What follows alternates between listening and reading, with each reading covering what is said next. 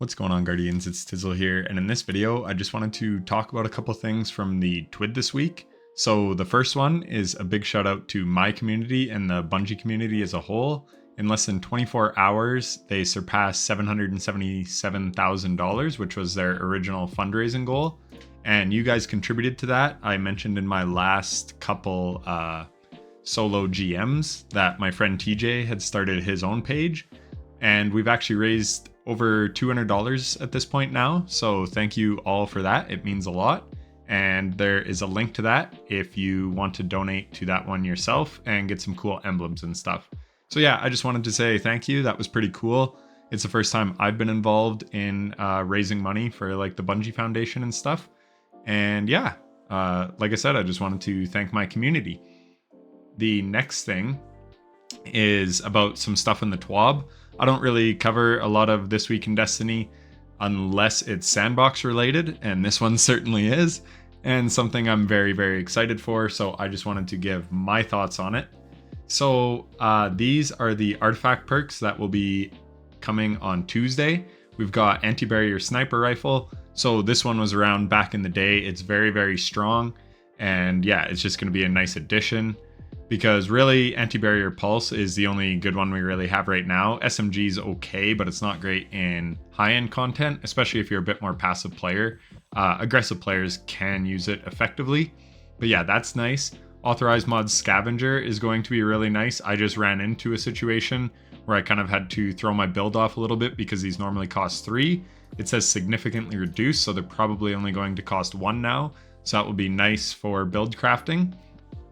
This is the one I really wanted to hit on though, because there's some very precise language here that might be lost on people. So I could be wrong here, but I just want to talk about it. So it says incendiary rifle rounds, solar sniper rifle precision hits, scorch targets. Now I want to pull over this, and right here we've got kindling trigger. While radiant, solar weapon damage applies scorch to combatants without scorch stacks. This is the key, and yes, Kindling Trigger was extremely strong, especially with Polaris Lance, but it would only apply Scorch to non-Scorched combatants.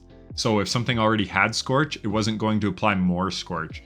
You couldn't hit an enemy like 4 times and apply 120 Scorch and get an ignition. But this says Solar Sniper Rifle Precision Hits, Scorch Targets. So I'm assuming every precision hit is going to apply more and more Scorch. And then with Ember of Ashes, that's probably going to be more. And then you're going to get ignitions. So with something like Still Hunt, Ikelos Sniper Rifle, or Whisper of the Worm, or even Uzume is available this weekend, this week until Tuesday. Maybe go farm one because Solar Snipers will be eating really good with this perk. And then that brings us to the next one, Solar Fulmination. Your ignitions do increased damage in an increased radius. So ignitions on their own are strong, but this is going to make them even better. I was messing around with Ariana's Vow and Lucky Pants on Tuesday in the solo GM, and it was very strong. And this is just going to make Ariana's Vow even better. And we're going to get to Ariana's Vow in a second because I've got some things to say about that. But Solar Fulmination is going to be very, very strong as well. I was on Hunter, and the Gunpowder Gamble was performing extremely well in this week's Nightfall because there's so many ads that are grouped up. So this is going to be an extremely strong artifact mod. So very excited for this. But yeah, I just wanted to point out that this probably will be able to cause ignitions, and ignitions are based off the damage of like what's applying them. So if you're Radiant, it goes up. If you have Solar Surge, it goes up. So something like Whisper of the Worm, this could cause really, really strong ignition damage because it hits so hard. So I should be available Tuesday. I got to think about it and check my schedule. But anyways, I will be testing this stuff and I'll try to get that info to you as soon as possible. I'm very excited to test out everything about how this works. And then the last one is Sniper's Meditation. Sniper Rifle hits grant stacking sniper rifle damage, stability, and reload bonuses for a short time. Heavy ammo sniper rifle hits count as more than 1. So Whisper of the Worm, we don't know how high this is going to stack to. Maybe it's like times 5. So Whisper would hit it in like 3 shots if it goes like times 2, 4, 6. and then something else would take 5 shots. Presumably, these are just numbers I'm throwing out, and maybe it stacks like 2.5%, 5%, 7.5%. Again, we don't know, but usually when it's on the artifact columns, these stack with everything. So what I mean by that is last season we had Argent Ordnance or whatever it was called that buffed rocket launchers over and above typical buff stacking. And then this season we have Overload Sword, which buffs like with everything such as Lumina, Radiant, Solar Surges, things like that. They usually add on top. So I'm assuming Sniper's Meditation will as well. So Solar Snipers especially are going to be so good. And that brings me to the next thing, somewhere in here. Yeah, right here. I'll get to that in a minute. So for abilities, they're bringing Swarm Grenade and Threaded Spectre into line, whatever the hell that means. Then they are increasing Twilight Arsenal and Hammer of Soul damage versus bosses and mini-bosses. So Twilight Arsenal is already really good, maybe partially because of Expanding Abyss, but even still it seems to hit pretty hard for a one-off super. I guess it's not exactly a one-off super, takes a bit of cast time, but yeah, anyway, still a one-off. And then Hammer of Soul, yeah, it's been feeling pretty shitty on Prismatic in my opinion. It really benefits from those sunspots, even with the changes they made where it deals like a bit more explosive damage without sunspots. But yeah, this is a nice change and definitely warranted. The next thing we have is correcting an issue that allows swapping between regular armor mods and reserve mods. Basically, the long and short of it is you no longer, so if you were rallying a flag for some raid encounter with a boss, you usually rally with reserve mods so that you have more heavy and special ammo for the boss damage phase. Now, once you switch off that reserve chest piece, you're going to lose that extra ammo. So basically, you're not going to be able to run resist mods. You're going to have to keep those reserves on. But one thing that you could do to kind of bypass this is if you have some bricks on the ground, just before damage, you could swap to a reserve chest piece, pick up those bricks, or you just leave reserve mods on for the whole encounter. Because in the regular mode, anyways, survivability is not that hard. But to compensate for this, they are increasing ammo for all weapon types by up to 15%, with weapons with low reserves for their weapon type getting a larger buff. So low reserves, rockets have fairly low reserves. So I just did the solo GM this week with Dragon's Breath and it holds 9 in reserves, which is madness for that rocket launcher. But now it's going to be 10 most likely and potentially even 11. And then something like Whisper of the Worm already has crazy deep ammo reserves. I believe it's 30 with field prep and reserve mods. So it could even be more than 30. We'll have to see. But either way, Whisper of the Worm with all these changes, it's going to be doing super good, especially with Anti-Barrier Sniper.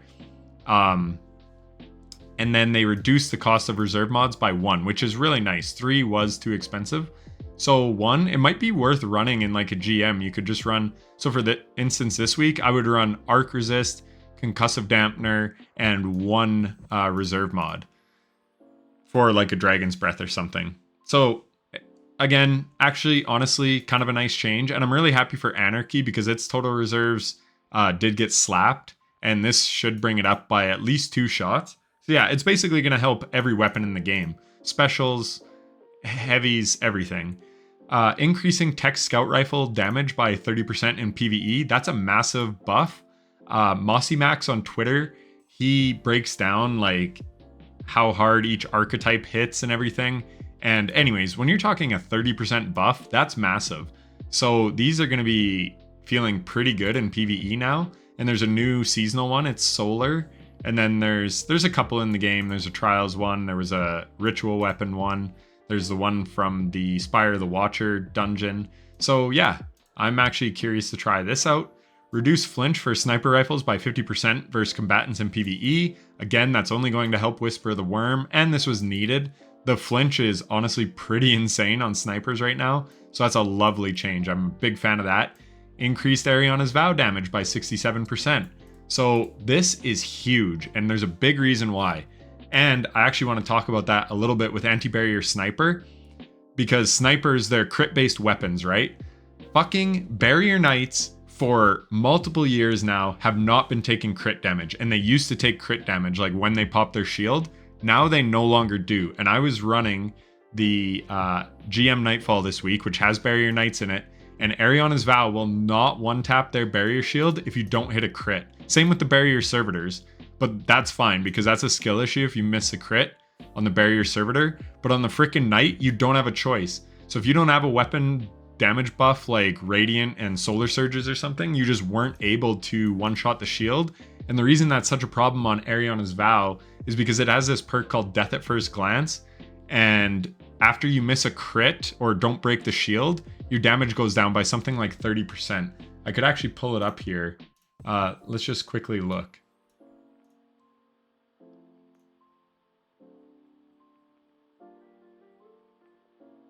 So Ariana's Vow, yeah, Death at First Glance grants a 32.5% increased damage for the first scoped shot. Precision hits and hits against elemental shields maintain Death at First Glance. So what's happening on the barrier knights is you go to shoot, you have to two-shot the shield, and now you're doing 32.5% less damage. So what I'm hopeful is that Ariana's Vow will be a guaranteed one-shot against any barrier shield in the game at the highest level, meaning Grandmaster.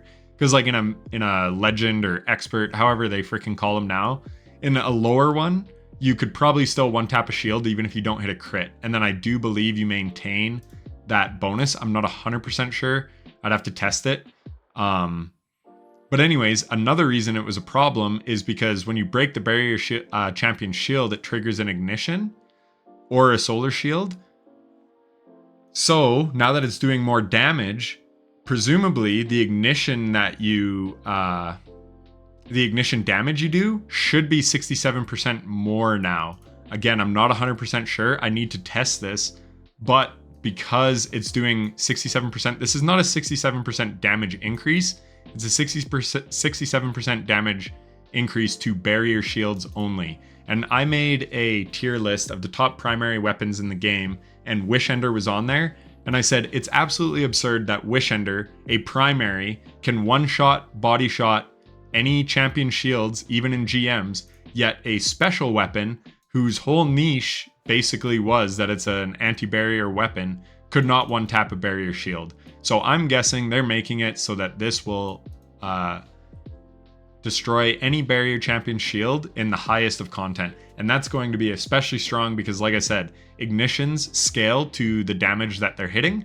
So 67%, again, I'll have some before and afters because I will test this on Tuesday, and I'll get some before footage this week and just see what it does to the ignition damage. And then again, we've got Solar Fulmination. So Ariana's Vow is going to be very, very good. And man, you can hear the excitement in my voice. I'm so excited for it because it's like the OG champion stunner. Back in the day when it was all double primaries, no exotics in the entire game had intrinsic stunning capability except for Ariana's Vow. So it'll be nice to see it back on top as like the de facto anti-barrier weapon. Very, very excited for that. Another really nice quality of life change is they're removing the stat penalties from Adept mods. That's awesome. It's actually a little ridiculous that they had them. Like literally there were some. I tried running backup mag on that new scintillation, and it was better to run backup mag than Adept mag. Like it made no sense. And there's a few others that was the case for as well. So the last one I want to talk about is, in addition to the updates shared during the live stream, one new update we wanted to mention was a change we're planning for Still Hunt. We'll be reducing Still Hunt's golden gun shot damage when paired with Celestial Nighthawk by 25%. Since launch, we've been monitoring blah blah blah, thematic tie-ins for Celestial Nighthawk, da da da da da. Whisper of the Worm has a bit more opportunity to outshine this special exotic with upcoming artifact perks after these changes, and we'll be looking out for whatever fun boss melting clips you come up with. So with these changes, it's going to be applying ignitions to the Witness. So Still Hunt is still basically the meta for the Witness. It's just not going to be insanely broken with Celestial Golden Gun because we all know it is broken. The Still Hunt shot was doing more damage than the Golden Gun shot, the super. And you get that every 6 shots, where a super takes minutes to charge, right? Like, you don't get 2 supers in a damage phase, but you're getting like 3 or 4 golden gun shots off. Oh, and another huge shout out to Bog on My Dog. I've watched him for a while. He's an absolute gamer. He soloed The Witness. Super fun to watch. Go give it a watch. GG's to that guy. I've, again, followed him for a while. I remember he 2-phased the, whatchamacallit, Ghost of the Deep dungeon boss shortly after it came out. He was doing like Rain of Fire, surrounded Apex Predator rockets. It's also a really good watch, so check that out. But yeah, I just wanted to give him a shout out because that was honestly insane. Should have been movie of the week. I'm betting it'll be movie of the week next week. Movie of the week this week was an Unstoppable getting hit by a train, something I've seen 1,000 times. And literally a strat for solo players to save a bit of ammo because you can bait him to the tracks, use the train to kill him. So, come on. I think we can get some more quality. No offense to this guy. No shade at this guy. He submitted it, and it's on Bungie for choosing that. But anyways, those are the Sandbox changes that I'm really excited about, really wanted to talk about. So, yeah, I just wanted to give a bit more clarity on how these changes will actually affect in-game. Because, like I said, it's not a straight 67% damage increase. It's a 67% to barrier shields. So that better be able to one-shot any shield. And then, like, the incendiary rifle rounds, that was the big one. And the reason I wanted to make this video, because it's actually, again, from reading this, it's going to be able to cause ignitions, not just scorched targets like Flint Striker did or whatever that one was called. So yeah, anyways, I'm rambling. Thanks for watching. Donate down below if you're feeling generous. It would mean a lot to me and my friend TJ, and it's helping a good cause. And like and subscribe if this video is helpful. Again, I will be testing this stuff as soon as I can. My life is very busy at the moment. I built a fence this morning, got more fences to build all weekend. So yeah, anyways, thanks for watching. Take care.